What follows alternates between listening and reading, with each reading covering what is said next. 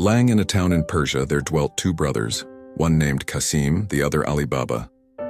Qasim was married to a rich wife and lived in plenty, while Ali Baba had to maintain his wife and children by cutting wood in a neighboring forest and selling it in the town. One day when Ali Baba was in the forest, he saw a troop of men on horseback coming toward him in a cloud of dust. He was afraid they were robbers and climbed into a tree for safety. When they came up to him and dismounted, he counted 40 of them. They unbridled their horses and tied them to trees. The finest man among them, whom Ali Baba took to be their captain, went a little way among some bushes and said, "Open, Sesame." So plainly that Ali Baba heard him, a door opened in the rocks, and having made the troop go in, he followed them, and the door shut again of itself. They stayed some time inside, and Ali Baba, fearing they might come out and catch him, was forced to sit patiently in the tree. At last the door opened again, and the 40 thieves came out. As the captain went in last, he came out first and made them all pass by him. He then closed the door, saying, "Shut, Sesame." Every man bridled his horse and mounted. The captain put himself at their head, and they returned as they came.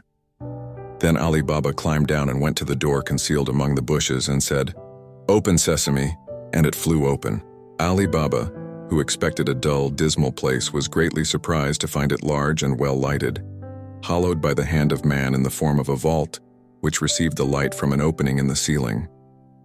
He saw rich bales of merchandise, silk, stuff brocades all piled together, and gold and silver in heaps, and money in leather purses. He went in, and the door shut behind him.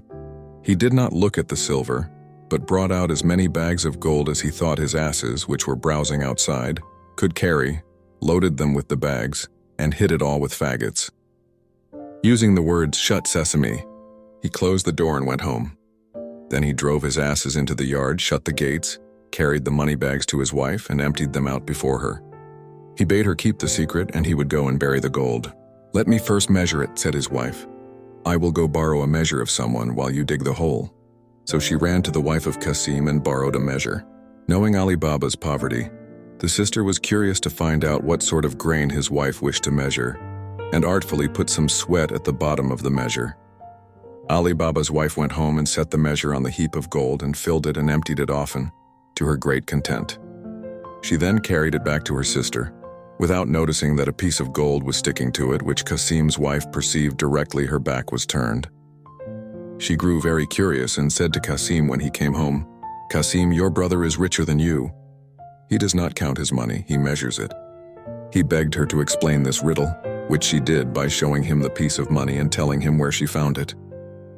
Then Qasim grew so envious that he could not sleep, and went to his brother in the morning before sunrise.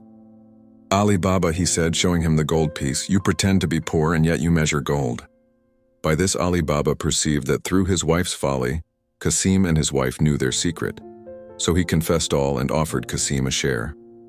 "That I expect," said Qasim, "but I must know where to find the treasure, otherwise I will discover all and you will lose all." Ali Baba, more out of kindness than fear, told him of the cave and the very words to use.